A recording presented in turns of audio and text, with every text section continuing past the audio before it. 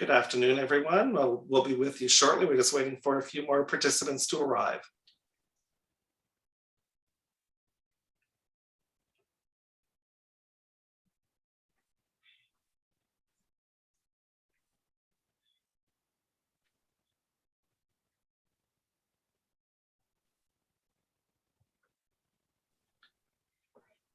Good afternoon, everyone. We'll be with you shortly. We're just waiting for a few more participants.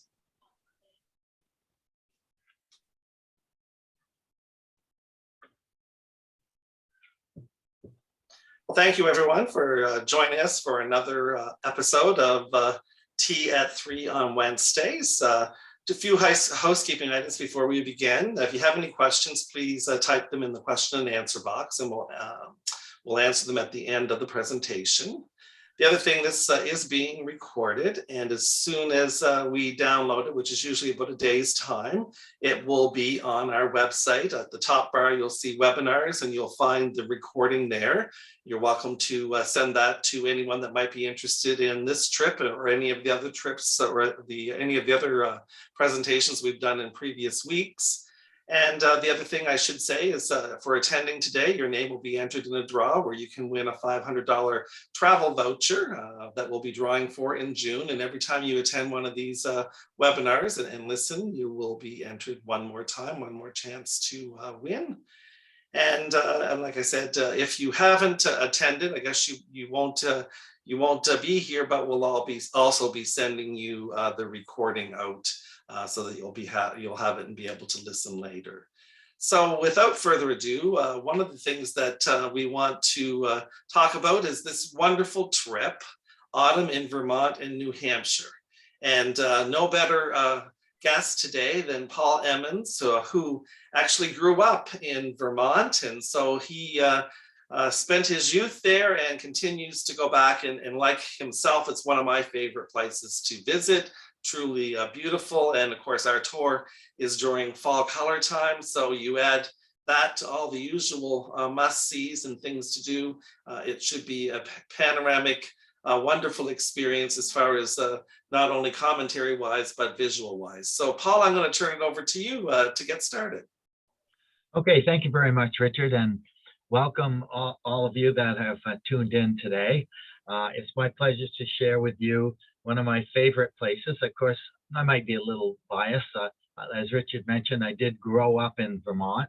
And so I have even though I lived in Nova Scotia for decades, I still have a fondness for Vermont and New Hampshire. As a matter of fact, all of New England. And since I have so many family members still living down there, it's a place that I visit regularly so that I can visit my family and go to these places. I guided this tour the last time in 2013, so I'm going to be talking to you from my experience as a tour guide on this tour. And I'm scheduled to be the tour guide in October when this tour operates. So I'm excited that you're listening. Hopefully you'll entrust your trip to Atlantic Tours and book on this tour. So I'm going to get started talking about the itinerary a little bit. It is an 8-day and 7-night tour where, as you know, on day one, we have pickups along the way. And Richard's going to talk about that a little bit, but we have pickups along the way with coffee breaks and lunch en route, and we make our way to Bangor, Maine. So Richard, if you can talk a little bit about where the pickups are. Absolutely. We generally start our departure from Halifax, but depending on the number of individuals that might book from either the Annapolis Valley, the Wolfville area, or the Bridgewater area, sometimes we begin our motor coach there as well. But keep in mind that any of our multi-day trips, we will bring you to the point of departure, either by scheduled bus, if that works. But an option we've been using the last number of years, which seems to be favorable for a lot of people, is we'll provide you with either a pre or post night. So depending on your distance from one of our pickup spots, we will provide you, generally it's at the airport in Halifax at one of the hotels there. We provide you with an overnight and parking for your vehicle. So, that's all part of the process of joining our trips if you're coming to the Halifax area. But we also pick up along the way, like Elmsdale, Truro, Amherst, and then into New Brunswick, the Moncton area. And depending on where we have clients book from, if we're going into the US, if clients book from the St. John area, then we will go into the US through St. John. And if it's the Fredericton area, we'll go that direction. So there are pickups along the way, very accessible and with a scheduled time. But those are the kind of things that we do on all of our multi-day trips. The other thing that you're seeing here is one of the motor coaches that are branded with the Atlantic Tours name. We don't actually own motor coaches, but our partner is Coach Atlantic. And they have a couple wrapped coaches. So we use these every time that we possibly can. They're a recent model. I always look at the numbers. I always say 2006. That doesn't mean it's a 2006 motor coach. That's just the number of the motor coach itself. So most of the motor coaches that are in the Coach Atlantic fleet are within 5 years of age. So very well appointed inside, fully washroomed, equipped, air conditioning, comfortable seats, and everything you need for a wonderful vacation. And they have amazing drivers. And if you're fortunate and Paul ends up guiding this, which is our plan right now, you've got an excellent tour manager that'll look after everything. And a little secret, he taught me everything I knew 35 years ago as a tour manager. So he showed me the ropes and taught me how to be. So he's been doing this a long time, and you couldn't be in better hands than with Paul. And then to take everyone home again, that's kind of special. When I take people to the Annapolis Valley, I love taking them home. So I know how he feels taking everyone back to Vermont. So back to you, Paul. Okay, good. Okay, so we're going to move along. And as I meant, I'll just recap day one, the joining day. And Richard reminded me to say that in 2013, when I did that tour, we even had quite a group of people who joined us from Prince Edward Island. So they, I don't remember exactly how they got there, but we picked them up in Allac, which is also very convenient. Anywhere along the route that makes sense, talk to Peggy or the other reservation staff, and they'll make it work for me and for you that you can conveniently join the tour. Okay. And absolutely, Paul, the people from Prince Edward Island would still have the option for the overnight.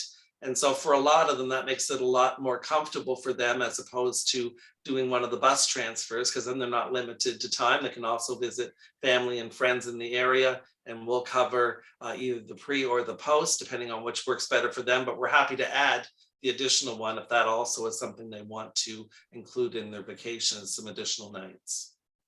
Okay, so as the tour is planned now, when we arrive in Bangor, we're going to be staying at the Quality Inn. The Quality Inn is right there where you want to be in Bangor, because it's right near where the mall is located, the Bangor Mall. And also there are a number of restaurants nearby, and that's important because you'll need to have dinner that evening. And right next door is the Applebee's, which is a favorite of Canadians. But also across the street, there's a Olive Garden, and down the way, there's a Japanese restaurant. There's hamburger joints. Five Guys is nearby there, and numerous other places nearby. And of course, I'll be telling you all about them before we arrive at the hotel, so that you can make an informed decision about where you want to eat that night. Also near the hotel is Walmart, and I know Canadians are going to be excited about visiting a U.S. Walmart just to see the different things, the different prices, the different products that they have. So that's day one. Going on to day two, we leave from Bangor, and today we're going to travel the interstate for a little while, but then we're going to take off onto country roads. And this is where we start really experiencing what there is in New England that makes it a little bit different than the Maritimes. And so we're going to see the architecture and the farms and enjoy the beautiful scenery. As Richard mentioned earlier, this is happening at the time of the year when the fall foliage should be, as you're seeing on the screen. As a matter of fact, this is one of my pictures taken through the front window of the motor coach on the 2013 tour. So you can see this is the kind of roads we're traveling on, and these are the kind of views we're seeing. We'll enter in from Maine, we'll enter into New Hampshire. having lunch along the way. We'll go through by the White Mountains, the Presidential Range, and then eventually we'll enter the state of Vermont. And in Vermont that afternoon, we're going to be visiting a favorite place of mine, the Cabot Creamery. Now, the Cabot Creamery is a creamery which is made up of over 800 local farmers from New England and upstate New York that have formed a cooperative. And since 1916, they've been operating this creamery, which makes mostly cheeses, but also butters and spreads and other things that they sell in the showroom that you'll be able to buy some if you want to. But mostly they sell these products all over the world. I wouldn't be a bit surprised if Cabot Creamery products are even sold somewhere in the Maritimes. Because Paul, do we have a slide? Do we have a slide of that one? We do have a slide of Cabot Creamery. Thank you, Richard. And yeah, but besides visiting the showroom or the gift shop, we're going to have a guided tour. So you'll have somebody that'll tell you a little bit more of the history, like what I've told you, but also walk you through and let you see the actual tubs where they're making the cheese and all that. There's sampling stations so you can sample the cheeses, and you'll have plenty of time to look around and perhaps buy something there. Now, cheese isn't the easiest thing to get back, especially since this is the first day and we have a number of days. So you might not buy cheese here, but if you really like the Cabot cheese, you just wait around till we get back to Bangor. I know for a fact they sell it in the grocery stores in Bangor because my wife and I always buy Cabot cheese just before we come home from any one of our trips. So from Cabot, we're going to continue on and we're going to visit the small village, which I'm sure you've heard about before, Stowe, Vermont. Known mainly as a ski area today. At one point, it was a very popularly known as the place where the Van Trapp family settled from The Sound of Music. I don't think there's any Van Trapps living there anymore, but that's beside the point. The town is a very pretty little place. This isn't it. Oh, I know. But anyways, it is a very pretty little town. It's got the typical tallest building in the town is the church and all of that. Now, this isn't a slide of Stowe, but you'll enjoy Stowe. There's lots of little shops there, and we'll continue along to Burlington. Now, Burlington is Vermont's largest city, and it's got everything. It's got the University of Vermont. It's right on Lake Champlain.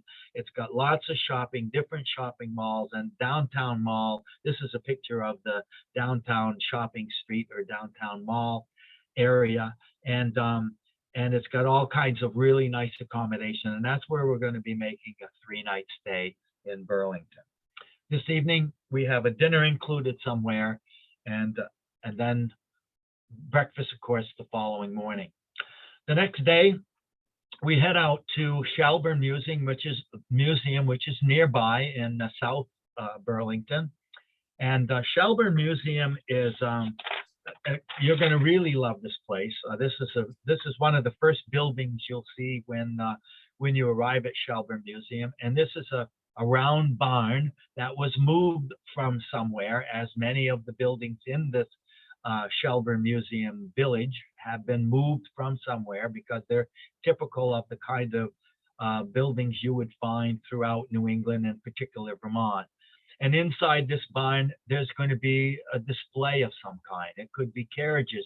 It could be old maps of the towns. It could be other historical artifacts, furniture, pottery, quilt.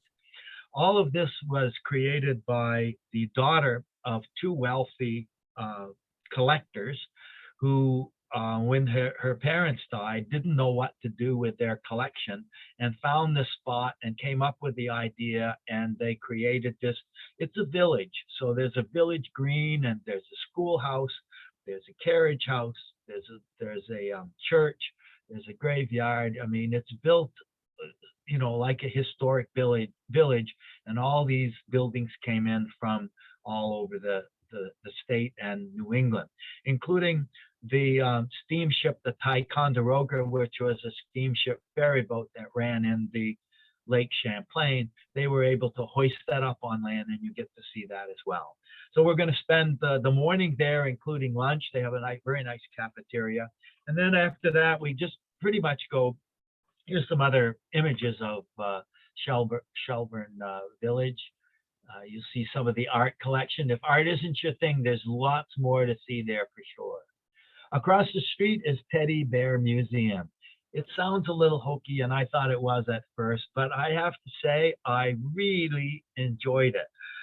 Teddy Bear, they started making these teddy bears back in the 80s, and now it's one of the largest teddy bear manufacturing companies in the world. They produce over 500,000 teddy bears every year by hand, and each teddy bear has its own look. As a matter of fact, this is the kind of place where mothers and fathers and grandmothers and grandfathers will buy a teddy bear and adopt it for a child, and the teddy bear gets the adoption papers, and if the teddy bear ever has a rip on it or something, you can send it back to Vermont Teddy Bears, and Nurse Teddy Bear will take care of it, and Dr. Teddy Bear will give you a full report of what was done. But here what we do is we of course have a guided tour. One of the curators take us through and show us how the teddy bears are made, tell us all about how it's done, explain all of what I've tried to tell you in just a second here, and then there's time to visit around the Teddy Bear Museum and have some pictures. Of course, you can have a fun picture with maybe your face in. I actually have one of these teddy bears. When I was in Burlington, I guess probably 5 or 6 years ago now, I ended up with one of these, and it is a beautiful work of art. It's a lovely I didn't get one, but I wanted one, but I didn't have anybody to give it to, and I thought it was a little bit weird for a grown man to buy a teddy bear for himself, so I didn't. But at any rate, so then we have another, here's a view of the showroom. So you can see just how different the teddy bears are. They're different colors, different. You can name yours, or you can take the name they give it. It's a very interesting place. Then, of course, we spend another night back at the hotel, and the hotel in Burlington is going to be either near a mall, or if not, we're going to make sure you get to a mall, because I know Maritimers like to shop, and there is extra time outside what we have to do with the itinerary, what we do with the itinerary, to add extra things. And I know the area well enough that I know how to work in shopping time and extra sightseeing time and that sort of thing. So I'll make sure you see the lake shore, and I'll make sure you see downtown, and at some point we'll get to some of the malls in the area. The next day is a day trip, and we go south from Burlington to a beautiful little town called Middlebury. It's the home of Middlebury College, which is a pretty exclusive coeducational college in Vermont, but also it tends to be the place where these little craft industries have popped up, including the Danford handmade pewter. And Danford is a company that's a family owned, as the other places I'll talk about. And as a matter of fact, the lady who started this, she took her mentoring from a New Brunswick pewter craftsman, and then she came back to Vermont and started her own pewter company. And so we have a bit of a tour. They show us the machinery used to form some of the pewter. They show us the rubber mats that they use to do some of the smaller items, the jewelry items. And then, of course, it's time to look around in the shop. That's Danford Pewter. This is what the shop looks like. You can see there's lots of little things you can buy. And then the next is Maple Landmark Woodcraft. And once again, a family-owned business, started in 1979. The older gentleman, who I don't think is living anymore, started working with woodworking as a hobby, And then he started this company, and now the company is being run by second and third generation of people that make all kinds of things out of wood. And most of all of this wood comes from the state of Vermont, which has lots of trees. And they make everything from toys, games, to hobbies and gifts and other things like that. And as per the other visit, we take a guided tour, and they bring you right up into the factory, and you get to watch. In this case, these are family members. The lady there in the silver hair, the white hair, she was a grandmother. I'm not even sure if she might even still be alive, but she was quite elderly at the time. But there she was in the factory. They gave her a job to do, and she was doing it and absolutely loving it, and she wouldn't have had it any other way. And they stop what they're doing to answer your questions and talk to you, and we get to see sometimes the cutting of the wood, sometimes the pasting of things, sometimes the painting, whatever. And then, of course, you get to visit the showroom. And there's great gifts that you can buy there. It's October, you can start thinking about your Christmas shopping. And there's things like cribbage boards and anything you can think of that could be made out of wood. Now, the next place, again, one of my favorite places in Vermont, it's run by the University of Vermont, and it's the Morgan Horse Farm. And Morgan horse is a breed of horse. As a matter of fact, it's the breed of horse that George Washington, the first president of the United States, always rode on, a Morgan horse. And of course, we have a guided tour for 30 minutes that brings us around to the exhibit area. We go to the paddocks. We go into the barn. We get to see where they do artificial insemination. We get to see ponies and colts. And of course, this was from our visit, so you can see somebody came out in one of these sulkies and showed us one of the Morgan horses. And then later on, we walked up to the fence, and there we are overlooking some of the younger horses at this farm. It was a very, very, very interesting place.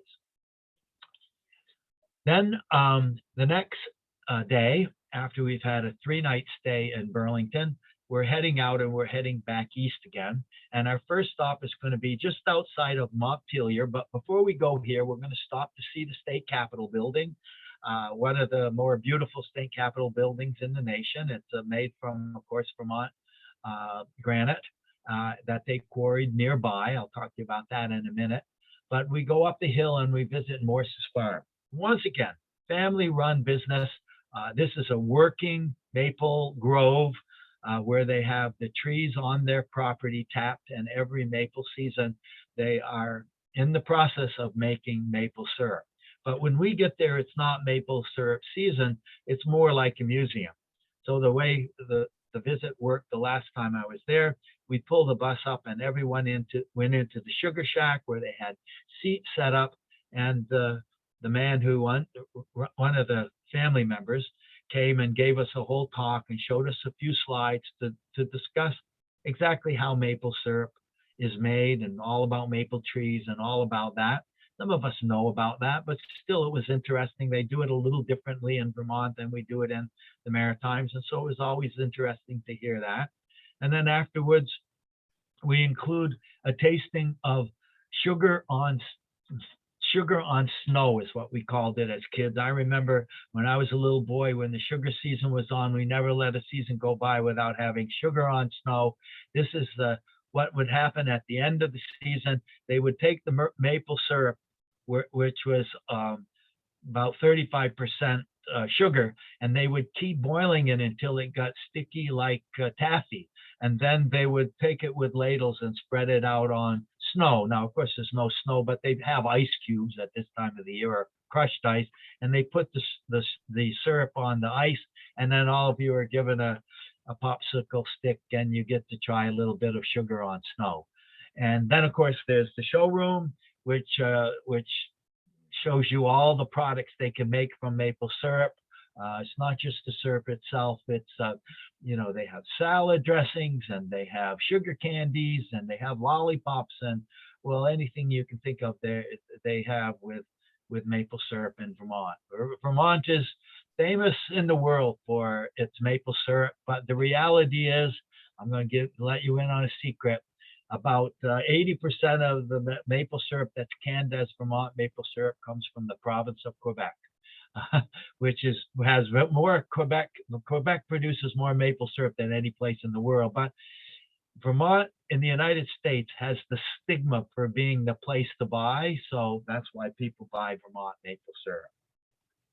Well, I said, From there, we're as going you to can go see, to there's no shortage of opportunities to learn on this trip and to be able to be spots so you can buy things as well. So it's kind of a great trip for shoppers as well as those that want all the information they can get and enjoy those beautiful fall colors. Yeah, I'm thinking that the Christmas stockings will be filled with Vermont products. But this place here, you can't really bring home this product. I guess you can. They do have a few little items that you might be able to buy, but this is a business here, Rock of Ages, which is the place where they have deep quarries like the one you're seeing here. 600 feet deep. It's one of the deepest granite quarries in the world. And there's enough granite there to supply the whole world well into the next century, they tell us. But we're on a guided tour here where, since we have our own motor coach, the guide steps onto our coach and we go up to the edge of this quarry. And the guide explains to you by pointing out the workers out in the quarry. It's just what they're doing down there, how they're drilling the holes, how they're setting the powder, how they're blasting, how they're lifting it with huge derricks. You can see one of those yellow derricks there, and how they're moving this rock around. And then later on, you get a chance to go into the factory and see from a safe distance how they're cutting the stone into monuments. A lot of these stones are being used for monuments, but a lot of this stone is being used for building materials. Many of the monuments in national monuments in Washington, D.C. and other places in the world are made from granite that's quarried in the state of Vermont. So it's an excellent visit, and that all happens in a little place called Barrie. From there, I'm going to take you, I don't have a slide of it, but en route to North Conway, New Hampshire, I'm going to take you to my hometown, St. Johnsbury, Vermont, and show you some of the sights there. It is a beautiful little town, lots of beautiful old homes. We have an Athenaeum, we have an academy, or it's our high school of the town. It has beautiful buildings, and I'll show you some of the places in the town. We need to make a rest break in the afternoon somewhere, so I like to make it there so you can see a little where I grew up. And from then on, we move across to New Hampshire, and we go through the Crawford Notch en route to North Conway. And just before we get to Crawford Notch through the mountains, we'll also have an opportunity to take a picture of the Mount Washington Hotel, which is one of those big old wooden hotels that's built at the foot of Mount Washington, the highest mountain in New England. And then we'll arrive in North Conway, where we have a 2-night stay there. We're staying at the Quality Inn, and the Quality Inn is located right next to Settlers Green's outlet. And that means to say that you'll have an opportunity in the evenings, and also on the last morning, we're going to provide some time to visit. I'm sure there's over 100 outlets, everything from LL Bean to all the shoe companies, the kitchen stores, Yankee Candle, all the famous places that usually find their way to outlets. Here it is in North Conway. And the beauty of North Conway, I think, is the fact that New Hampshire still is the only state in the union that doesn't have a sales tax. So the price you see on the item is the price you pay. No more, no plus 7% tax, because there's no tax in New Hampshire. And so I'll be talking about that on the tour, trying to get you to hold off on some of your shopping till we get to New Hampshire so you can take advantage of those deals. The next day, we do a day trip from North Conway, and our destination is to the Castle in the Clouds. Now, the Castle in the Clouds is a summer home of a man named Tom Plant, and Tom Plant made his money in the shoe business, and he had all this money, and so he built this place out in the country up on top of a hill overlooking Lake Winnipesaukee, and it was built in 1913, and since his death, a foundation has taken over the house and kept it the way it was when he and his family went there on their time away from working in the shoe business. And this place is unique because you can see the architecture and the view. That's a beautiful thing to see.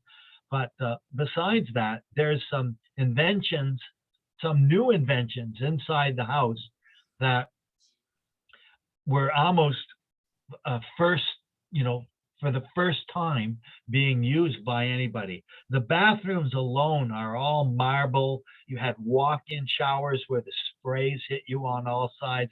These are things that you only find in 5- and 6-star hotels now if you pay a lot of money for them. But he had that back in the 19-teens. So it's very interesting to see. And that's high up on top of the hill. That's what we do in the morning. Then we'll stop for lunch somewhere along the way. And then later we'll arrive in this beautiful place, which is called Franconia Notch. And this is Franconia Notch in the fall. You can see Franconia Notch is a ski area on the right. That's Cannon Mountain. And if you look at the top of the mountain on the right, you'll see there's a hut at the top. That's the terminus of the aerial tramway. And so we take the aerial tramway, the Cannon Mountain Aerial Tramway, which is North America's first aerial tramway.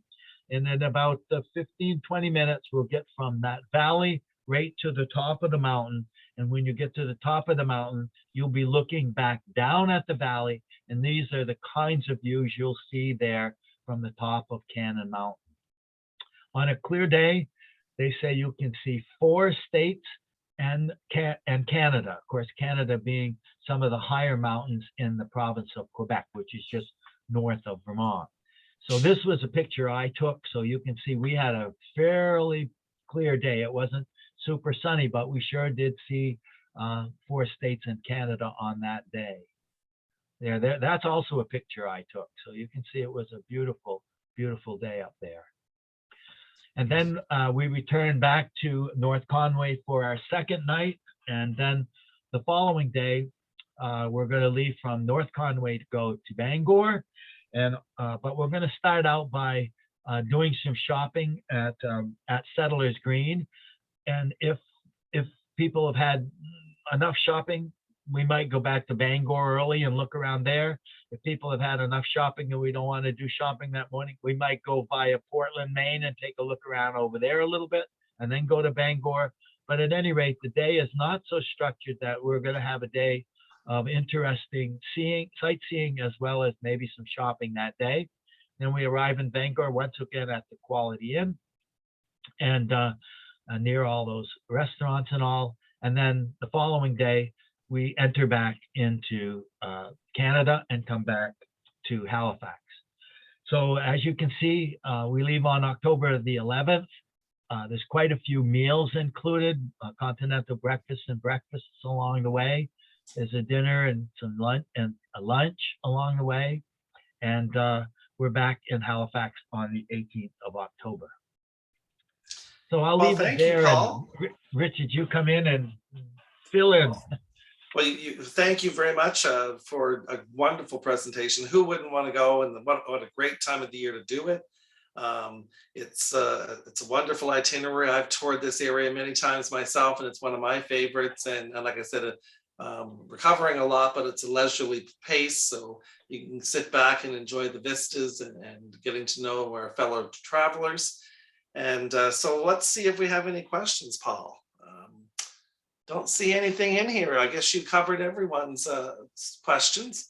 Yep. And so if you want to hit the advance the slide for me there, Paul, yep, and we'll talk about Our next, because we do these every 2 weeks, our next session will be Cruising 101, and it's meant to answer or demystify cruising. There's a lot of people that have never cruised before that have lots of questions. So anyone listening today, we would encourage you to send your questions or bring them with you in 2 weeks' time, and we'll try to talk about cruising, both covering big ship as well as riverboat, and the differences between the two and the inclusions. And my guests will be Donna Williams, one of our great tour directors like Paul, who has always said to me, I've never been on a cruise, but I have so many questions I'd like to ask. And that's where this all came from. So she's going to be my guest and ask those questions, and hopefully I'll be able to answer everything there is to know about cruising. If you are interested in our Vermont and New Hampshire tour, just contact Peggy in reservations or Stephanie, and they will look after getting you all booked and ready. And so, as I said, thank you again, Paul, and we look forward to seeing everyone in a couple weeks.